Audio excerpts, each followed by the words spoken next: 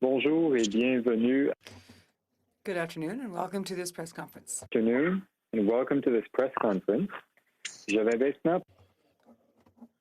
I will now give the floor to Minister Leblanc. Merci. Thank you very much, everyone, and good afternoon. By my colleague, Minister Haidu, Minister Blair, Minister Alghabra, and Minister Mendicino. Alors, je voudrais maintenant I would now like to invite our colleague, the Minister of Health, Patty Haidu, to speak. Merci, Dominique. Thank you, Dominique, and hello, everyone. A few weeks ago, we told Canadians that if vaccination continued to make progress, we could adjust the border measures. Even though the last 18 months have been difficult, we can see that Canadians are continuing to get vaccinated and following public health measures. Nearly 80% of eligible people in Canada have received at least one shot of a COVID-19 vaccine, and over 50% are fully vaccinated. This is no small feat. I am so proud of Canadians for stepping up to protect each other, and I thank everyone working so hard to ensure that all Canadians have access to vaccines in every one of our communities. Thanks to the hard work of Canadians who have followed public health measures and stepped up to get vaccinated when it was their turn, we're in a much stronger position to be able to further ease border measures for fully vaccinated travelers. In March of 2020, we implemented some of the strictest border measures in the world. We restricted non-essential travel, and we prevented the importation of COVID-19. On September 7th, we intend to allow entry for fully vaccinated travelers from any country for non-essential traveler. Travelers will have to be fully vaccinated with a Health Canada authorized vaccine at least 14 days prior to entering the country. But ahead of that date, on August 9th, a number of important changes at the border will come into effect to allow fully vaccinated United States citizens and permanent residents who are currently residing in the United States to enter Canada for non-essential purposes. The same requirements will apply. Travelers will have to be fully vaccinated with the Health Canada authorized vaccine at least 14 days before entering the country. Our approach at the border has always been based on the latest science and evidence. This approach will be, the relaxation of measures will be a gradual process, taking into account the vaccination rate of Canadians and our own epidemiological situation. These changes will also mean adjustments to other measures at the border and on arrival for vaccinated travelers arriving in Canada. All travelers, regardless of vaccination status, will still need a negative pre-departure test. However, starting August 9th, we will shift to a mandatory randomized testing for fully vaccinated travelers. So only those that have been randomly selected will need to complete a day one test. This shift allows us to focus efforts on unvaccinated travelers while still keeping track of new variants. Also, as of August 9th, the 3-night government-authorized hotel stay requirement will be eliminated for all air travelers. Travelers will now be able to go directly to their quarantine location to complete their 14-day quarantine. I'll take this opportunity to thank the many hoteliers across the country who stepped up to support Canadians and did such a phenomenal job. Last month, we also told families we would look at the quarantine requirements for children. Today, I can confirm to families traveling with children under 12 that children will be exempt from quarantine, but they will still have to follow strict public health measures.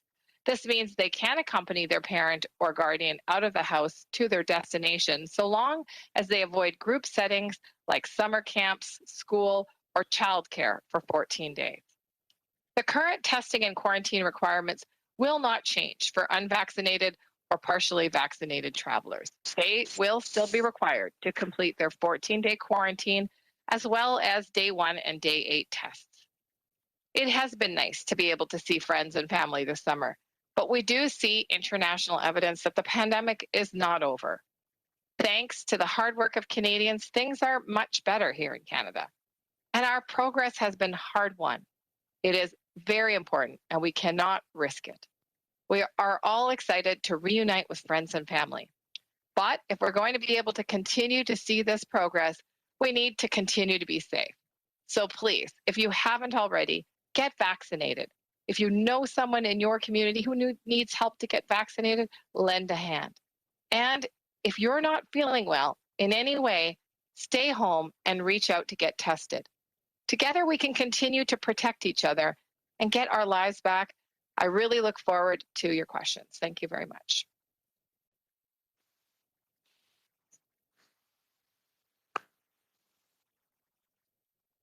Good afternoon, everyone. I'm very pleased to be speaking to you today from the traditional territory of the Mississauga of the Credit.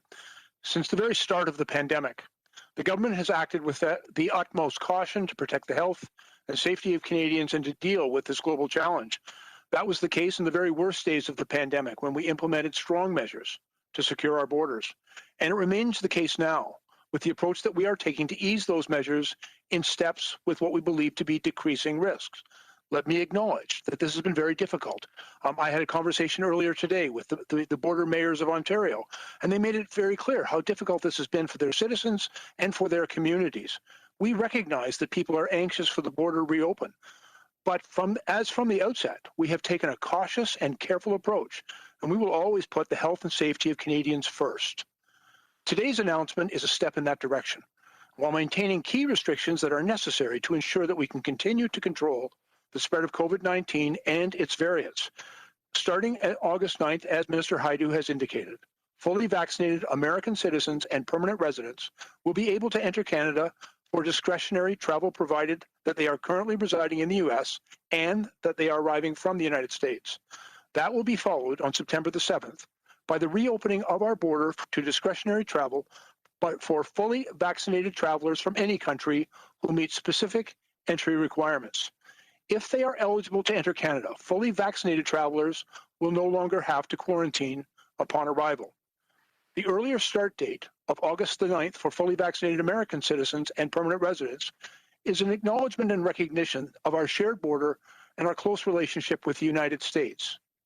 It will give us the opportunity to test our processes and to ensure that they are effective in maintaining the health and safety of Canadians. This means that vaccinated U.S. travelers will be able to visit Canada, but it's important to note that the U.S. has not announced a reciprocal reopening of its border at this time. While each country will make its own rules and regulations, we have agreed that any move to adjust restrictions will be guided by science, as well as the potential risks to public health and operational capacity at our shared border. We will continue to have regular conversations with our U.S. partners to ensure the safety, security, and economic well-being of our respective countries. On August the 9th, to enter Canada, eligible fully vaccinated American citizens and permanent residents must also meet the pre-arrival testing requirements. In other words, they must continue to provide proof of a valid COVID-19 molecular test as is currently required.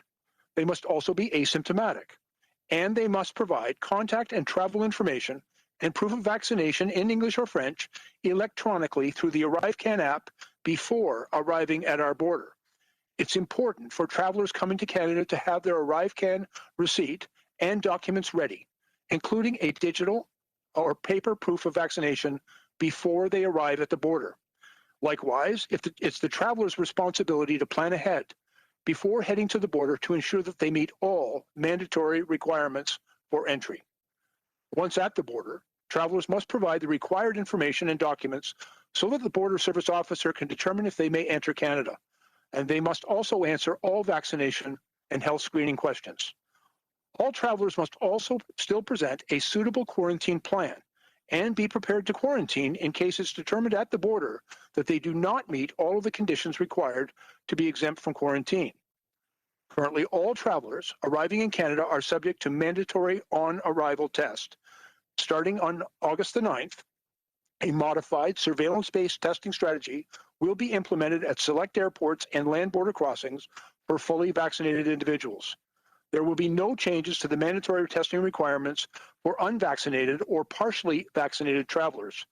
And to reiterate, the changes that we've announced today take effect on August the 9th for fully vaccinated American citizens and permanent residents who are currently residing in the United States, and beginning on September the 7th for fully vaccinated travelers from any country who meets specific entry requirements.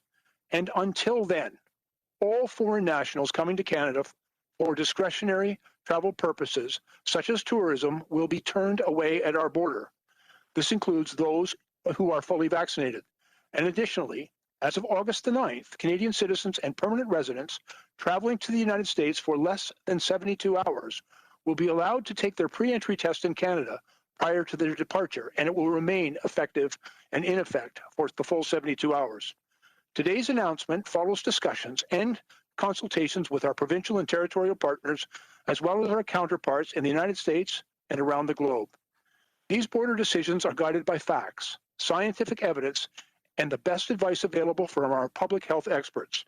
Our top priority must continue to be the health and safety of all Canadians. And that's why we will continue to monitor the public health situation in Canada and around the world, including vaccination rates and risks posed by the variants of concern.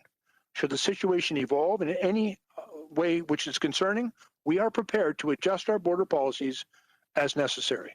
Thank you very much. And I'd now turn the floor over to my friend and colleague, Minister Alghabra. Thank you very much, Minister Blair. Good afternoon. Good morning, everyone. Bonjour à tous.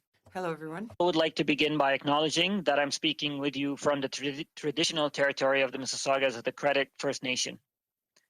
Today, as we continue to see positive progress in the public health situation, I'm pleased to provide an update on the transport front for our reopening plan.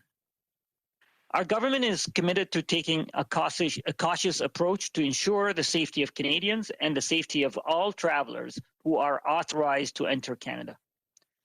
Since the spring of 2020, international passenger flights to Canada have only been allowed to land at 4 airports: Montreal, Toronto, Calgary, and Vancouver.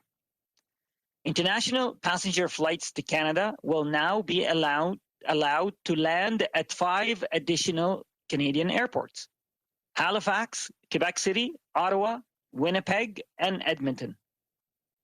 Les voyageurs International passenger flights to Canada will now be allowed to land at 5 additional Canadian airports. will work with these airports and their airline partners, along with the Public Health Agency of Canada and the Canadian Border Services Agency, to put in place the measures necessary to start to safely welcome international passengers at these airports as soon as possible after August 9th.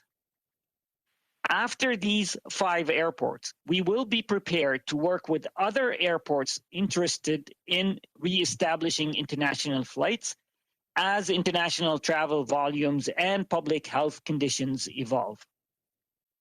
Earlier this month, we removed the requirement for airlines to perform pre-departure temperature screening of international air passengers coming to Canada.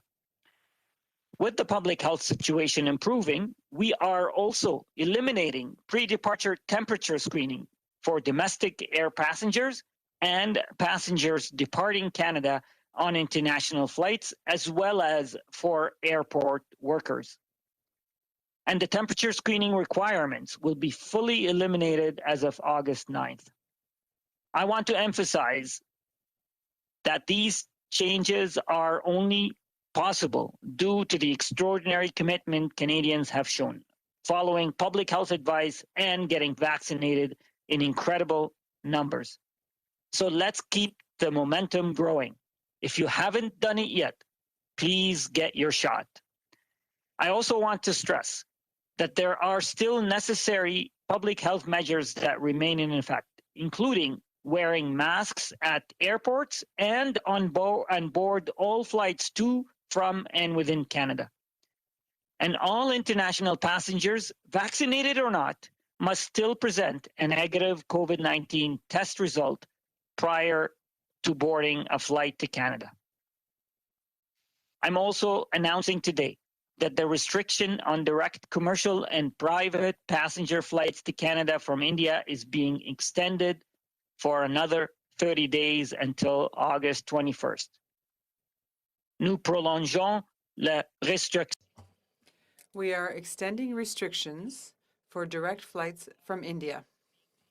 The situation in India is still very serious. This extension is based on the advice received from Public Health Agency of Canada and will best protect Canadians from an increased introduction of the Delta variant, which is prevalent in India. As a reminder, passengers who depart from India for Canada via an indirect route must still obtain a valid COVID-19 test result from a third country before boarding a flight to Canada. In order to take advantage of the ability to resume international travel, it is crucial for travelers to properly demonstrate that they are fully vaccinated according to Canadian standards. Starting August 9th, air carriers will begin verifying that travelers coming to Canada have submitted their COVID-19 information digitally through the ArriveCan app or website before boarding a flight. This includes information and documentation to demonstrate that they are fully vaccinated. This will apply first to U.S. citizens and U.S. permanent residents who travel to Canada from the U.S. for discretionary travel on or after August 9th. On September 7th, foreign nationals from other countries will be permitted to come to Canada for discretionary travel, and they will also need to provide proof that they have been fully vaccinated according to Canadian standards. Without this proof of vaccination submitted in advance through ArriveCan, foreign nationals traveling for non-essential purpose will not be allowed to board a flight to Canada. All of the travel and transportation measures that have been put in place because of the global pandemic are based on available data, scientific evidence, and the evolving situation in Canada and outside of our borders. This is also true for the decisions to end these measures. The health and safety of Canadians will always be our first and most important priority. La santé et la sécurité. Canadians' health and safety are our top priority. Canadians who have waited patiently as we carefully and gradually remove transportation and travel restrictions. I also want to thank the airlines, airports, and all workers in the aviation sector. The sector has endured a lot during the pandemic. Our government was there to support airlines and airports, but nothing beats working together to restart travel. I ask travelers to be patient during this transitional time. As volumes ramp up, there might be longer wait times than usual as airports adjust to the new reality. The global pandemic is not over yet. We need to remain vigilant and cautious. We don't want to squander the hard-won gains made by Canadians. Today's announcement is great news for the aviation sector and its workers. Transport Canada is committed to facilitating a safe restart of travel by working with industry and all Canadians. Thank you. Merci. And now I pass on the mic to my friend, Minister Mendicino. Merci, Omar. Thank you, Omar. And all of our colleagues virtually from the traditional territories of the Musqueam, Squamish, and Tsleil-Waututh. It goes without saying that the past year and a half has been difficult for all Canadians.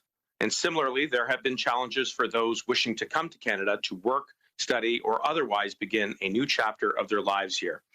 That's why, within our border measures, we've created pathways to allow families to reunite, students to come back to campus, and essential workers to keep driving our economy forward. And if they're fully vaccinated, today's announcement will make travel more simple and efficient for all travelers. S'ils sont complètement vaccinés, if they are completely vaccinated, it will be easier for people to arrive in the country, including international students. To start this fall, we will soon welcome back international students. International students make exceptional contributions in communities large and small across Canada, bringing tremendous social, cultural, and economic benefits to Canada. That's why we've made extensive efforts to ensure that they can keep studying despite the disruptions of the pandemic. But the health and safety of Canadians remains our top priority. So we must ensure that international students wishing to travel to Canada for in-person study follows very closely all public health measures. Ils devront notamment s'assurer. We must ensure, among other things, that they have valid documentation and that they are registered at an educational institution with approved COVID-19 protocols in place. International students must always have a quarantine plan, even if they believe they meet complete vaccination requirements. Those who are not vaccinated must remain in quarantine for 14 days, and those who believe they are vaccinated must have a quarantine plan. Nonetheless, they must provide either written or digital proof of vaccination in English or in French, or a certified translation of their documents. And they must upload that document as well as other information that is mandatory in ArriveCan 72 hours before they arrive in Canada. Today's announcement isn't just significant for international students. These changes will directly and positively impact pathways for economic immigrants, families, and in the humanitarian resettlement space. This announcement has been made possible because we have together collectively come so far and have made lasting progress in our fight against the pandemic. And for that, I want to thank all Canadians. Everyone's diligence, sacrifice, and hard work means that we can once again to begin to carefully reopen our borders. Safely and responsibly, we will continue to welcome newcomers and cast our eyes towards our economic recovery and a bright future. Thank you, merci, and I will now turn it over to Minister LeBlanc. Merci, merci. Thank you, Marco. So as you heard from my colleagues, as of August 9th, citizens and permanent residents of the United States who are fully vaccinated will be able to enter Canada for a discretionary reasons as long as they are currently residents of the United States and that they are coming directly from that country. That measure will be followed on September 7th by the reopening of our border to foreign nationals who are fully vaccinated from any other country in the world as well, as long as they meet the entry requirements. The August 9th date for American citizens and permanent residents who are fully vaccinated take into account our common border and our privileged relationship with our neighbor to the south.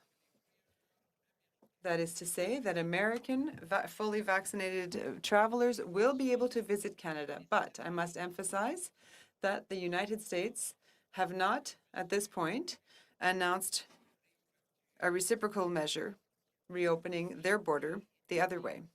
Each country establishes its own rules and regulations. For our part, we have agreed that any eventual measure to adjust restrictions will be evidence-based, based on science, as well as on the potential risk for public health and the border's operational capacity. We continue to regularly speak to our American partners in order to ensure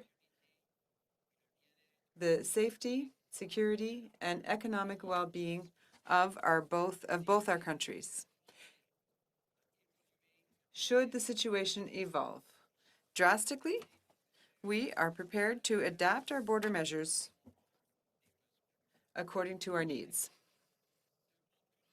All travelers must nonetheless present a negative COVID test before boarding at their point of departure. For those who are fully vaccinated,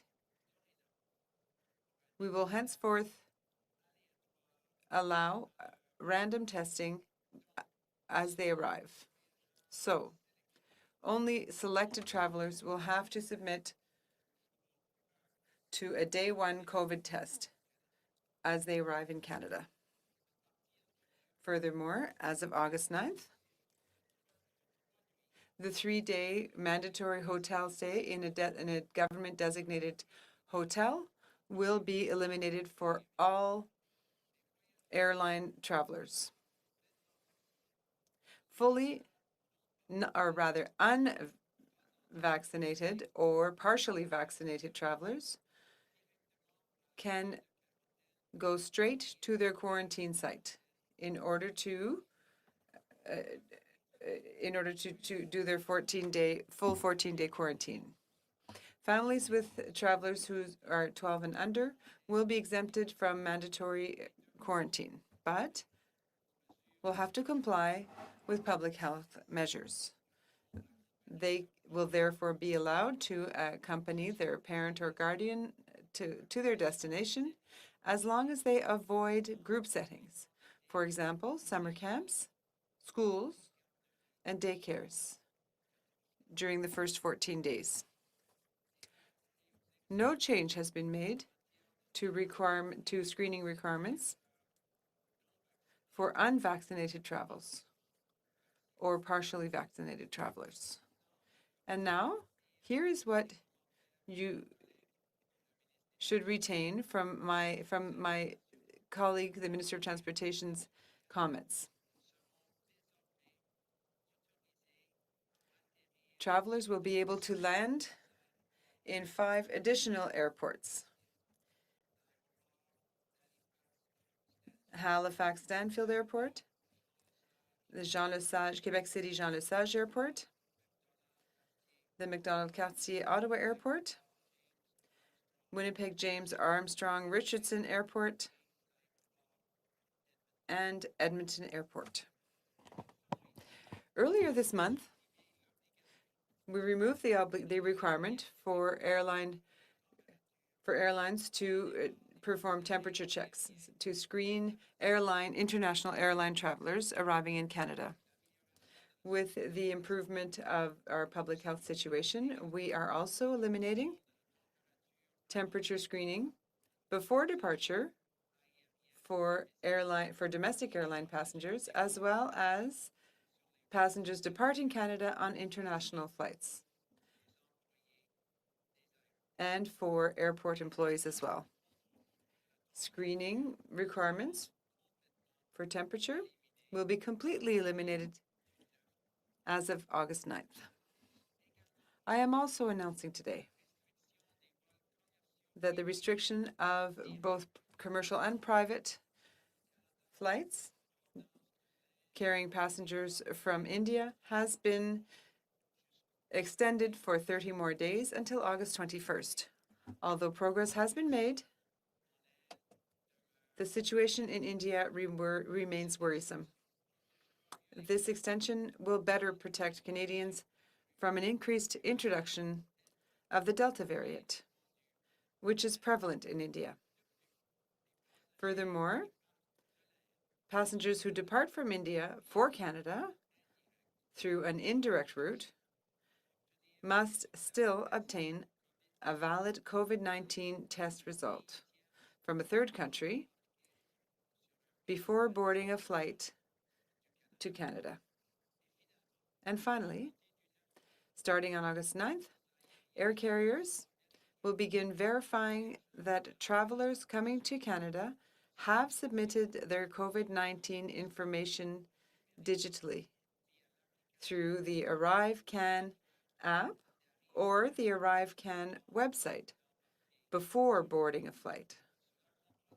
This includes information and documentation to demonstrate that they are fully vaccinated. This will apply first to U.S. citizens and permanent residents who travel to Canada for discretionary or optional purposes on or after August 9th, as well as those from Saint-Pierre-de-Miquelon. All the travel and transportation measures that have been put in place, because of the global pandemic, are based on available data, scientific evidence, and the evolving situation in Canada and outside of our borders. It is thanks to Canadians' efforts that we can announce these lifted public health measures. As of today, 70% of our population has received at least one dose of vaccine against COVID-19. Let's continue our efforts in order to reach an immunization level that is even higher. Please don't forget to get your second shot in order to be fully protected and to protect your families. Thank you. So, Jean-Sébastien, over to you. Merci beaucoup. Thank you very much, Minister. As the Minister said, we will now be moving to the questions. It will be one question and one follow-up per journalist. Donc, comme d'habitude, ça va être. As usual, there will be one question and one follow-up question per journalist. Over to the operator for the first question. Je vais maintenant passer la parole. I will now open the floor to the first question. Thank you. Merci. Please press star 1 at this time for any questions. S'il vous plaît, appuyez sur étoile 1 maintenant pour poser une question. And our first question, notre première question est de Richard Zussman from Global News. Please go ahead. La parole est à vous.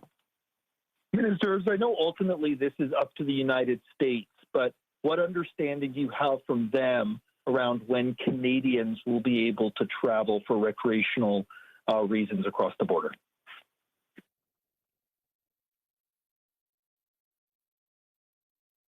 Perhaps if I may begin to answer that question, subject to any additional information my colleagues may have. I spoke last Friday to Secretary Mayorkas, the Secretary of Department of Homeland Security. We discussed and I revealed to him the measures that Canada would be implementing at our border. He indicated to me at this time they've not yet made a decision. They anticipate their current measures will likely be rolled over on July 21st. They are obviously considering additional measures and data, but at the present time, they have not indicated a plan to make any changes in their current border restrictions that are in place.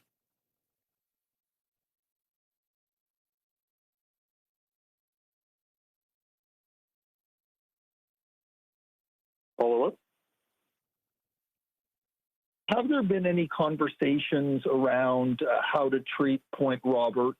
I know it's a small community, but one that has struggled through this, and whether there will be any exemptions for them around the PCR test in order to travel through Canada to get to the other side, to the United States, in order to do medical appointments or shopping or anything else that they may need to do on the mainland of the U.S.?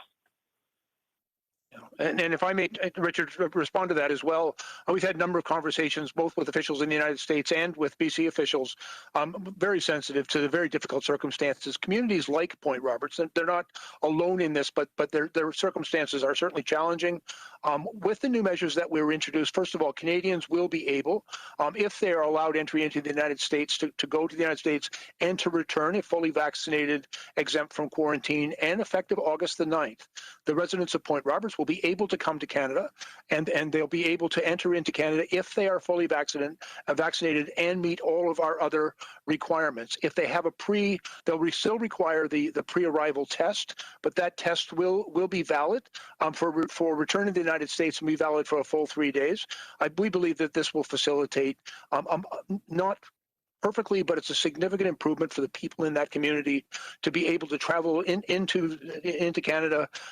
They're immediately adjacent, obviously, to Canada to attend for purposes of doctor's appointments, shopping, visiting with family and friends. These are very integrated communities, but we believe that the measures that we will introduce effective August the 9th will be a significant benefit to the people who have faced very difficult challenges during the existing restrictions. Thanks.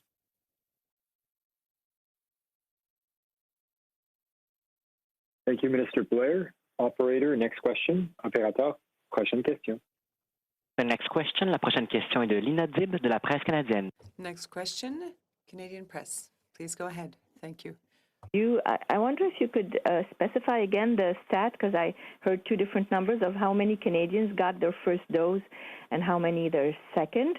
And could you explain to me, once you give me those numbers, why you stepped away from that threshold of 75% that the Prime Minister was talking about not so long ago, saying that we need to protect Canadians here, and it depended on how many Canadians here are vaccinated and not about how people are vaccinated outside of here. So could you explain to me why you stepped away from that 75%? Where's the science in that?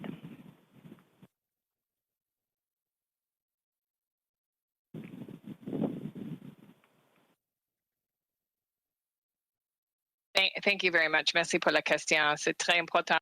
Thank you for the question. It's very important to recognize that these measures today are for people who are fully vaccinated. International travelers, Americans, and later international travelers that are fully vaccinated. We are not changing our measures at this time for individuals that are not fully vaccinated. And of course, this is based on emerging evidence from around the world that vaccination does provide a high degree of protection for individuals for both contracting and therefore transmitting COVID-19. We'll be, of course, monitoring the data at the border, and we have actually, since we've been allowing for vaccinated Canadians to forgo quarantine just recently. And of course, we see in those numbers of the 63,000 fully vaccinated Canadians that have re-entered Canada, a handful of people have tested positive, in fact, under 10 individuals. So, you know, the data that we're basing the decision on today is really about a growing sense of the protection of vaccination, both for infection and for onward transmission. The numbers I quoted today, it's as of today, nearly 80% of eligible people in Canada have received at least one shot of COVID-19 vaccines, and over 50% are fully vaccinated. So we can see that we're on the right path in terms of our own vaccination campaign. It is why we're proceeding carefully with this announcement today of the resumption of entry into Canada for fully vaccinated individuals, both from the U.S. and later on for international travelers. Okay, so as my follow-up, I hope you still can hear me. So when you say you're going to be watching and are ready to change whenever something happens, what would be the trigger for changing the rules once again? What would be the changing the rules in a way of, you know, closing up more? What exactly will you be watching for? Il y a trois buckets. There are three buckets that we're looking at for these decisions. Kind of buckets of data, if you will, that the Public Health Agency of Canada is monitoring very closely to make advice to the Government of Canada, to provide advice to decision makers about any changes of stance on the border. One would be our own immunization campaign. How are we proceeding to that ultimate goal of the best protection for Canadians possible? And, you know, obviously, we've talked about 75% fully vaccinated, 80% fully vaccinated. Of course, the more people that are fully vaccinated, the more we can protect this new normal that we see ourselves in just about every province. Secondly, we're watching our own domestic data.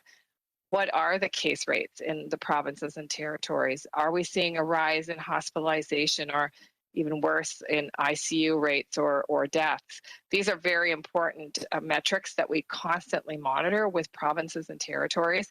And of course, we work closely with those premiers as well as ministers of health and the medical officers of health from each province and territory to understand their own situation and their own concerns or strengths as it may be. And then finally, of course, monitoring the international data Do we see the rise in potentially more infective variants that are emerging and creating breakthrough cases in fully vaccinated individuals? What is the state of our international partners' vaccination campaigns, and what is the state of the pandemic? We know this virus has thrown us many curveballs internationally and here in Canada over the last almost 2 years now, and so all of those data points are constantly monitored by the Public Health Agency of Canada.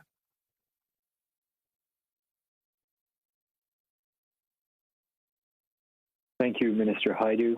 Operator, next question. Opérateur, prochaine question. Thank you. Merci. The next question. La prochaine question est de Peter Cohen from CBC Newfoundland and Labrador. Please go ahead. Your line is open. Thank you. A question about the types of vaccinations that are acceptable. Right now, Canada is only accepting any of the approved vaccines. Why is it not accepting other vaccines that may be WHO approved, especially when there are Canadians who are going to be traveling to other countries where we're hoping and expecting that they will recognize vaccines, even though they may not be approved locally?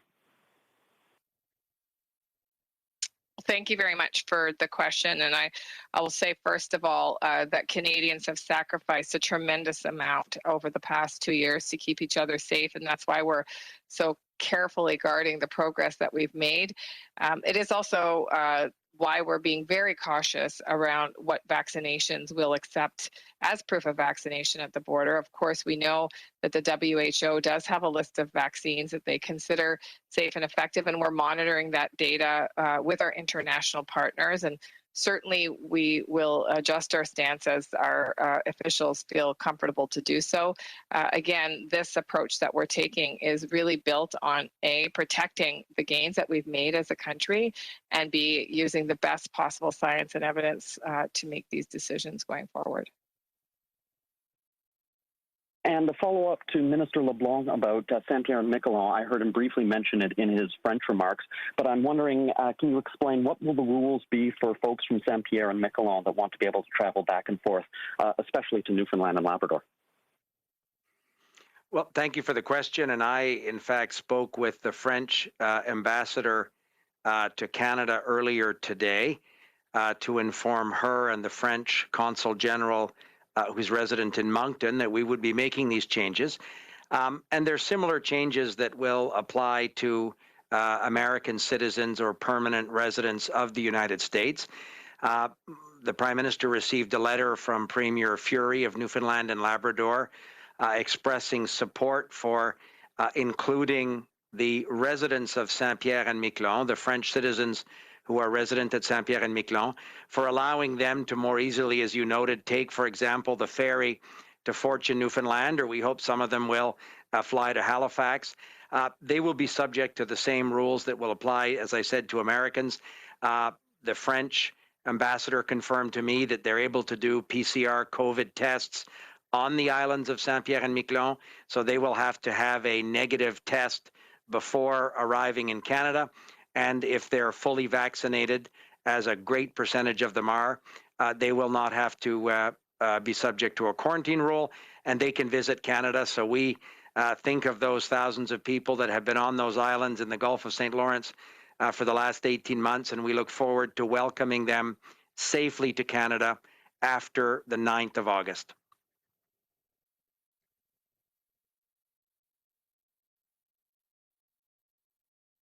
Thank you, Minister LeBlanc. Operator, over to you. Opérateur, à vous pour la prochaine question. Thank you. Merci. The next question. La prochaine question est de Boris Proulx du journal Le Devoir. Please go ahead. The next question is from Le Devoir. Please go ahead. Question. Good afternoon, Minister. You said that you presented your plan to your American counterparts. I would like to know whether you asked them to open the border to Canadian citizens on their end as well? Answer. If you don't mind, I'll answer the question as my colleague, Minister Blair, said. It's been months and months of discussions with the American administration, with the American government, with respect to border measures. Since the beginning of the pandemic, we have collaborated with the American government in order to protect citizens in both countries. We understand that Americans will make decisions about opening their borders for discretionary travel. We hope that at the right moment, the American government will be able to lift some of the border measures in place. However, we respect the fact that the decision is theirs to make. They are aware the decisions will be announced that we are announcing today, but we expect that on July 21st, they will maintain current measures at the border, and though that may evolve over the coming weeks. But in the meantime, we will continue to work with the Americans in the context of our privileged relationship, and we do hope to hear more from them soon. Thank you. Follow-up question. So as of August 9th, there won't be any more government-designated hotel mandatory 3-day stays. I wanted to ask you if, looking back, that was perhaps not the best decision made by your government. Answer. I think, as Minister Hajdu said, and as others have repeated, since the beginning of this pandemic, we took the necessary steps to protect Canadians. We will never apologize for having taken such important measures in order to protect Canadians. You may recall that for several months, opposition MPs, just as the premiers of several provinces did, asked us to restrict and eliminate non-essential foreign travel to certain destinations. We made our decisions according to the scientific and medical advice that we were getting. But we also made important decisions in order to send Canadians a message, especially last winter, that now was not the time to take trips abroad. We continually repeated that advice, and we took the measures, the global measures, that we thought were appropriate in order to restrict and limit the opportunities for subjecting Canadians to COVID cases and then having them bring them back to our country through international borders. I believe you will agree with me that research has shown that border measures were an important step in reducing and almost eliminate the importation of COVID-19 from abroad. And that's what was our priority since the beginning of this pandemic.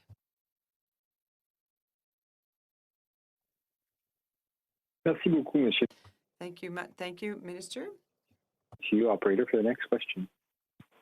The next question, la prochaine question est de Mackenzie Gray from CTV News. Please go ahead. Your line is open.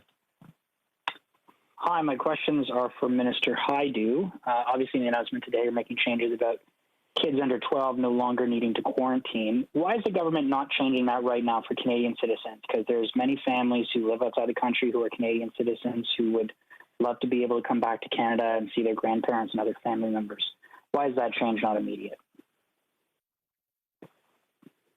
Well, the changes are taking place as we've announced on the dates that we've announced to make sure that we have the appropriate operations in place to both monitor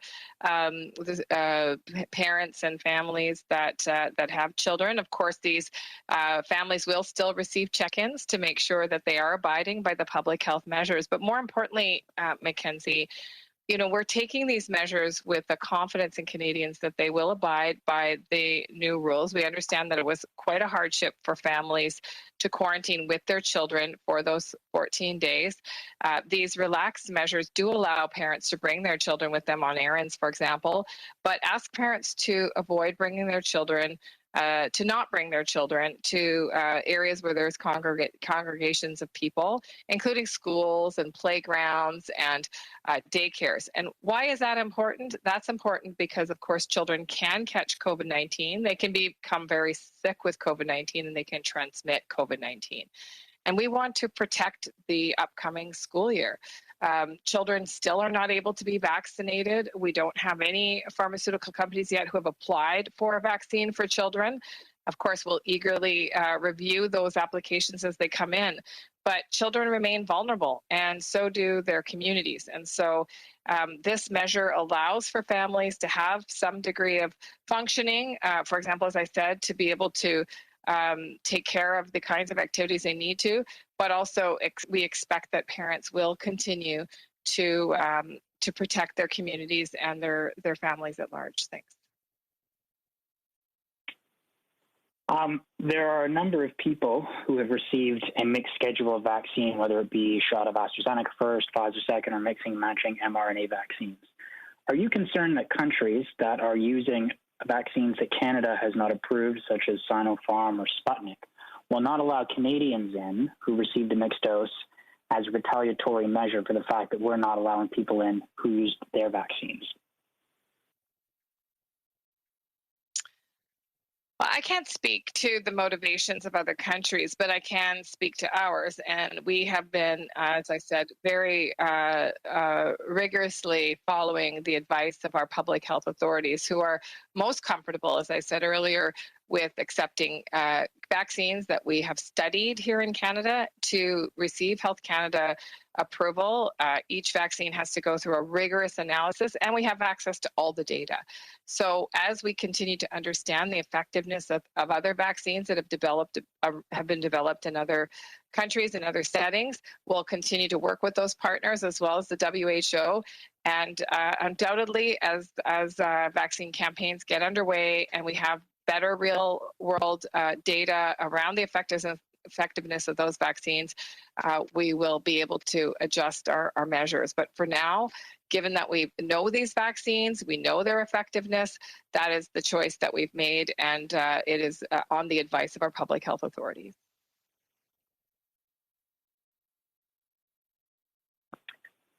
Thank you, Minister Hajdu. Operator, over to you for the next question. Opérateur, prochaine question. Merci. The next question, la prochaine question est de David Youngren from Reuters, Ottawa. Please go ahead. Your line is open. Yeah, good afternoon. Thank you for doing this. First question, you're now allowing fully vaccinated Americans in, but the Americans are not taking reciprocal measures. How long can this imbalance continue, do you think, before it starts getting politically embarrassing for the Canadian government? Yeah, if I may respond to that, David, there's nothing about this that's embarrassing. We're introducing measures that are appropriate and appropriately cautious to protect Canadians and to begin a very careful phased reopening of our border. We work very closely with our American counterparts. We make our decisions based on the advice of our scientific experts and the situation as it evolves in Canada, and we do that in the best interest of Canadians, as do the Americans. The measures that we have adopted together as a country have been largely reciprocal and generally symmetric, but not entirely so, because each of us faces unique and constantly changing circumstances. We'll continue to work very closely with the Americans.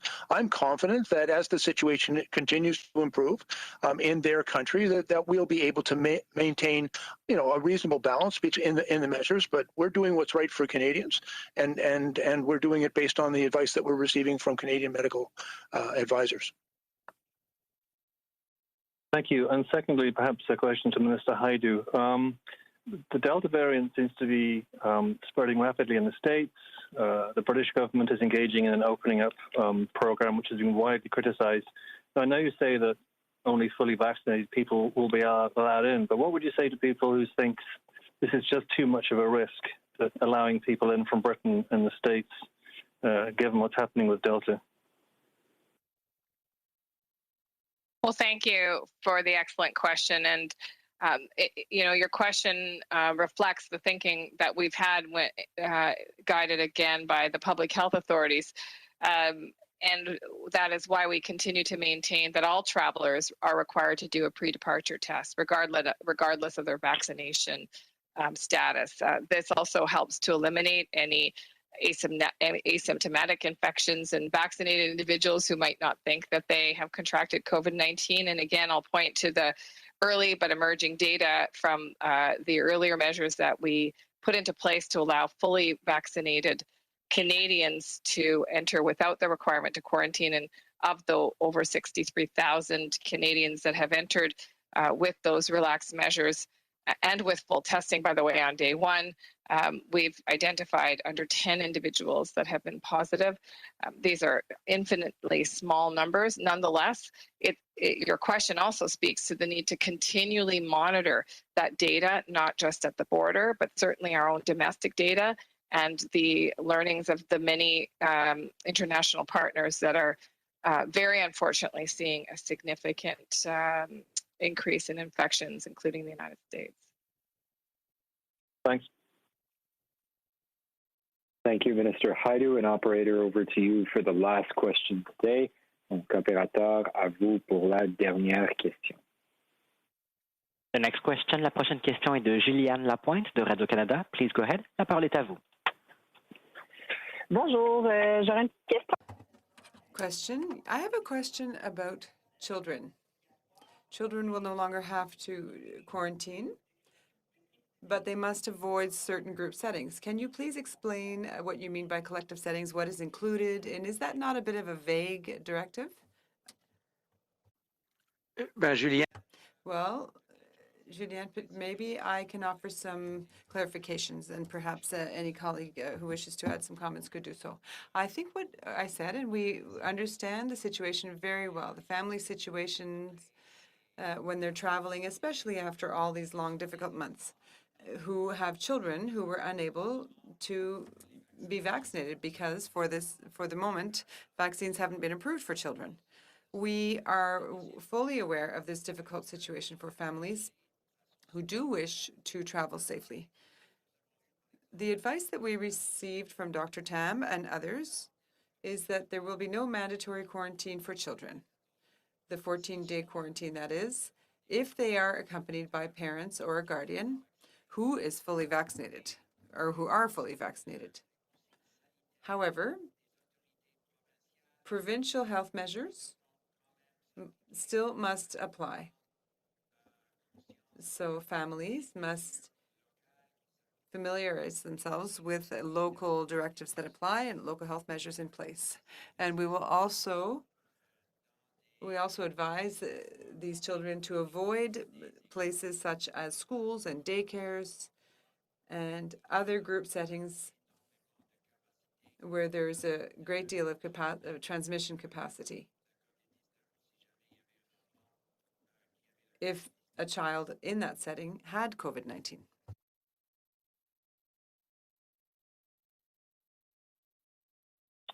Question de... Follow-up question, Julien? Yes. I'll move on to another question. With respect to vaccines, I understand that you're in discussions with the United States, but what about Canadians who hope to travel to the U.S. but who received mixed vaccines? Are we worried about such Canadians with mixed doses being penalized by and unable to enter the United States? Answer, Julien, surely over the course of our conversations with our American counterparts, we do discuss border measures, but we are also continuously discussing all of those issues when it comes to vaccines, when it comes to what constitutes a fully vaccinated person. We are constantly discussing with authorities, not only in the United States, but also in many other countries, in order to ideally arrive at a mutual recognition of vaccination regimes. Of course, that has to be evidence-based and based on the scientific analyses of our own health authorities, including Health Canada. But I know that Health Canada authorities often speak to their American counterparts.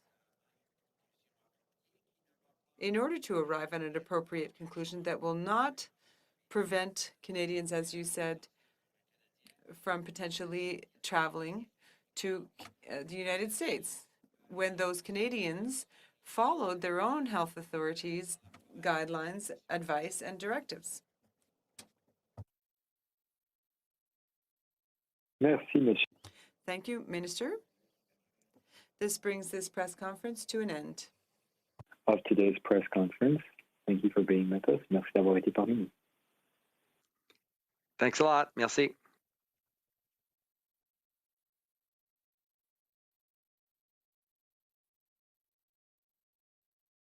Thank you. Merci. The conference has now ended.